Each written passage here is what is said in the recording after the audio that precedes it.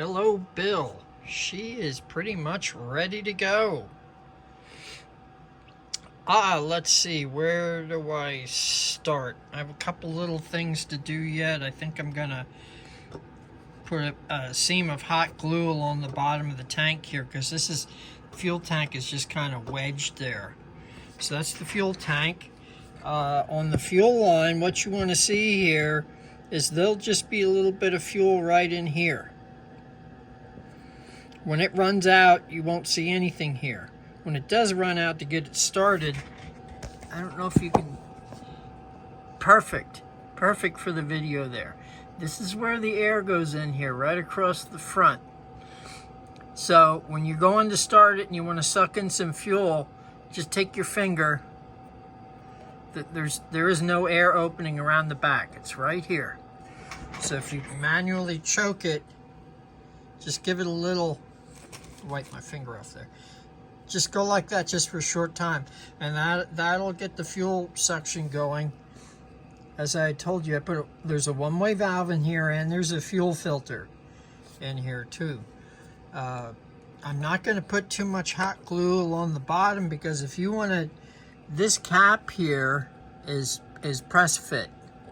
I just pressed that on by hand. It's not going anywhere. But if you had a problem where the fuel filter that's on the bottom of this would get clogged, you're going to have to just slide the tank out. So that's why I will put some hot glue beads along the bottom, and you can just slit those with a utility knife, and you can take the tank right out. That's the tank fill. On the fuel, you use the same fuel as in your other engine. I use the 4-stroke version. I think it's 40 or 50 to 1. There's not that much oil in it at all. This is the oil that came out for me running it for a while. Every once in a while, I opened up the drip oiler. I don't have it on all the time because there is oil in the fuel. But when you screw this out a little bit, you can see a drip will come down. And I just did that. Oh, there it is. It's hard to see here. There it goes. There we have it up. See that? I would just let a drip like that down every once in a while. And when it's running, it'll pull that down into the piston going past it will pull that down into the cylinder. But there's definitely plenty of oil there. I've had it running for maybe almost an hour now. Flywheels are on, really good. Everything's Loctited. Just gonna take a look here. Absolutely nothing loosened up on these things. The vibration is, I'm not going to say it's almost not there, but it's the best you can get with a single cylinder engine. It still has that, you know, it has not a need to bounce up and down this way. It wants to bounce this way or that way because of basically the cylinder firing and kicking the whole engine back. There's nothing you can do about that. So again, I would mount it on something heavy like a cutting board or whatever. I have 2 screws in it, just 2 screws in it right now, holding it down on the table here because it wanted to it wanted to slide. There's no rubber or anything on the bottom here. So we went over the fuel. The ignition. The ignition's exactly the same setup as your engine. I've got to tie wrap these lines together. I put this is supposed to have a resistor in it to cut the voltage down. And I even added this other resistor. I'll probably tie wrap that on the side of the coil. This is something else I got there for it. What I'm trying to say here is that thing puts out so much spark that every once in a while when this thing misfires every once in a while, I'm actually getting a spark jumping from here down to the nut part, the threaded part here. And that's a decent gap there. That's a lot of voltage. This would probably run just fine on 6 volts, even though it's a 12 volt coil. I did have concern that the wire I was using here, it was arcing through it, even though I don't really have it close to anything. I haven't seen any spark jump out of it, and from here down it's on the wood. And again, like your other engine, you're going to have the 2 grounds here that complete the circuit for the points, same as your other engine. Same, you can use the coil from your other engine. And then this other wire here is this one, and that's your hot lead from the coil. I use some hot glue there to hold that in. Coil, condenser, resistor. So you've got your 1 ground wire, goes to the ground on the battery, and I'm using 12 volts. I wish I had a 6 volt battery to try with this. And then you hook this up, and there, that's what you need. Have this handy in case something goes nuts and you gotta stop it. I had this guy here loosen up on me, and I really tightened it up. I might pop this out and put some thread lock on this guy, but this is what rides over the cam, and this had backed out a little bit, and then it didn't shut off. It didn't do the freewheeling in between the firing. It just kept speeding up. So I reached over and pulled that off. You don't want to let it run without the governor working, or it could destroy itself. It's not meant to run at a real high RPM. So if it would start running fast and act like the governor's not kicking in, you've got to check this threaded guy here, because that goes up and it rides on this cam here. And I put some shims and stuff in there today to keep that from wobbling around. There. That works the lockout mechanism. This is what goes down and holds the push rod and keeps that exhaust valve open, and that's when the free cycle spinning is. Now, while we're on that subject, this is your weight as it's running that comes out, pulls that cam out, and when it pulls it out far enough, it locks this push rod open for the freewheeling cycle. Now, what changes the speed of the engine? How can you adjust that? I have this ball here, the weight, all the way down. I can't get it down any further. This spring here is basically totally responsible. The spring and the weight is totally responsible for what speed this engine's going to freewheel at. Now, how can you adjust that? You can adjust that. There's 2 ways. If you want it to run a little faster, you can loosen the set screw, slide this up a little bit, and that's going to add more tension. Anything you're going to do that's going to add more tension to this spring is going to prevent this from moving at a slower RPM. It's going to take a higher RPM for it to sling out to the outside. And I lost my train of thought there for a second. The more tension, the higher the RPM it's going to run before it locks out the push rod. If you want to slow the engine down, which is what I like to slow them down is, well, you'd have this down like this. That takes tension off the spring. And there's also this adjustment here. This is just a big brass threaded screw, and this rod here slides up into it, and you can see some brass threads up there. That's this. It's about yay long, and it's got threads on it all the way down through here.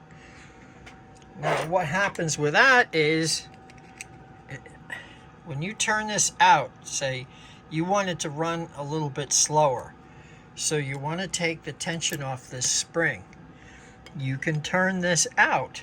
And when you back this out, let's do 2 turns here. There's 2 full turns. If you have it like that, then you've taken tension off this spring, and this will lock up at a lower RPM, and it slows the engine down. The only thing I don't like about this, having it sticking out like that, is if it's got like a sharp edge on it, threads. Maybe you could go around this with a file or something and smooth it out, but if you've got your hand against this, I wouldn't want that banging into me at 1,000 RPM with this sticking up.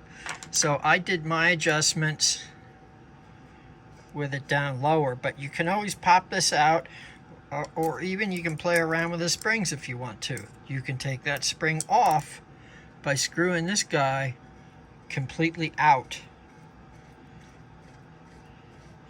And we'll do that for you here. Well, I want to run it though for you. This comes out, turn the flywheel around, and the spring will slide right out. See, with it screwed up that much, there's no tension at all on the spring. So let's put it back down where I had it. We're going to make it just so it's right there level, so you don't catch your finger on that guy. What else? You know about the fuel, the spark. I try and run that coil on 6 volts. I retightened the head bolts on it after it got warm. I haven't even put any water in here. You would fill this up to, you know, at least above this guy here with water. And as it gets hot, it would start a natural flow. But all the running I've done here, like many of the other engines, is this this doesn't get that hot. It doesn't get that hot, but if it does and you want to let it cool down, you can put water in there. And I have Teflon and sealant on those, and there's a part under here where it's attached to the, you can't quite see it there. There it is, the fitting underneath on the bottom of the engine. And as far as I know, it shouldn't leak. I did take this off to clean it up. I gave it a tumble finish. Looked much nicer.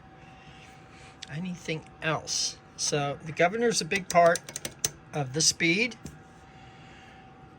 You've got your one-way bearing starter that just engages in this. I had to grind off a little bit of the edge here so I could work with the keyway, so I could keep this on, spin the engine over, and pull the keyway out too. Spark, gas, speed. This is an adjustment. I think I had the ignition where I wanted. It's about 5 degrees after, 5 to 8 degrees after top dead center. This thing's got plenty of compression and pop to it. So we're at 14 minutes here, and again, I had to put this on YouTube because of its length, the video. And everything's, the space in between everything here is so critical. I've got just the right size spacers here, and like I said, the last thing I added today was this hardened washer, and that kept this cam here from wobbling around. So now this cam has grease on it. It rests against the flywheel, and this hardened washer and it moves all nice and slow without tilting from side to side. Same way with this push rod, tilted a bit side to side, and that's got all sorts of hardened shims. Let's see if you can see it here in the back. Let me wiggle this. Can't really see it. This part here, this is all shimmed up the way it has to be. Everything's been checked. Let's run it. It just stumbles, for me, it stumbles every once in a while, but it has to be run and pretty much broken in. I was, like I said, concerned about maybe some arcing happening, but I haven't found that to be true yet. So let's start this guy up for you. Oh, this is your mixture here for the carburetor. I've found you could put a mark on this or something. When you turn it in, it only goes that far and stops. That pretty much, that shuts your fuel off. That's the shut off position. I've been running it and playing with it like right around in this area, and it doesn't really seem to make a big difference. Turning it that way, turning it out is going to be richer. Turning it in is going to be leaner. You might have to adjust it for your altitude and the fuel you're using. My fuel is actually really old. I think it's about 6 years old in that can. It's way past its expiration date. So you'll be getting the drill starter. This setup worked out the best for me. This is a press fit in here to this socket. This socket is press fit onto that pentagon shaped Allen thing that I can't find any bolts for. So this works good. Got the ignition on there.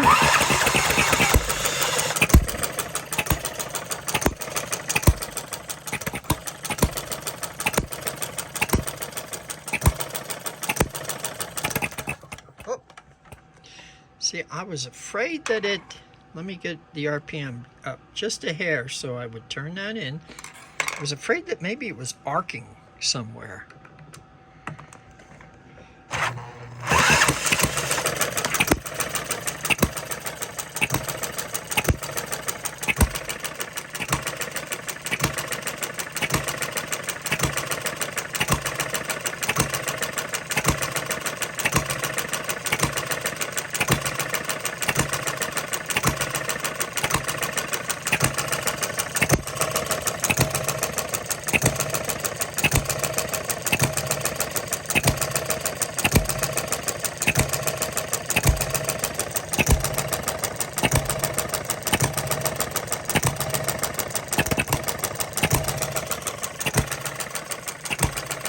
It doesn't help, again, that the fuel is really old.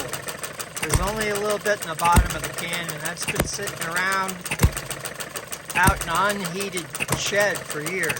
So that doesn't help things. Better fuel might help that. Again, I'm not sure if it's arcing. I'm going to look it over tomorrow, but I am planning in this point on packing it up tomorrow, Wednesday at the very latest. But I'm going to shut the lights out down in the basement here and run this thing and make sure something isn't arcing somewhere, or I'll take the plug wire off and hook this directly up on the plug and see what I get. But this is pretty much the longest it's ever run in its whole life, that's for sure.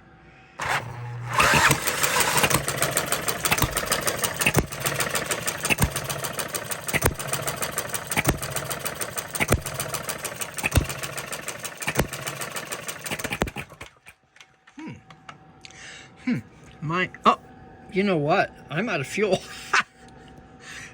There's no fuel there. I'm out of fuel. I am out of fuel. But that's a good reason for it to stumble, isn't it? Okay, so that's it, Bill. I'm at 20 minutes here. I got to end the video. Any questions, of course, let me know. And I'll get tracking information and stuff out to you. But tomorrow being Tuesday, I don't have the date here in front of me. What is the date right now? It's Monday, July 24th, 10 o'clock at night. I've been at this all day. Was at it all, a lot of time. Can't imagine, a lot of time. And so tomorrow, we're going to start packing. Get this guy out of here. My grass is about a foot high again. Got to get the things around the house. Okay, Bill, you take care.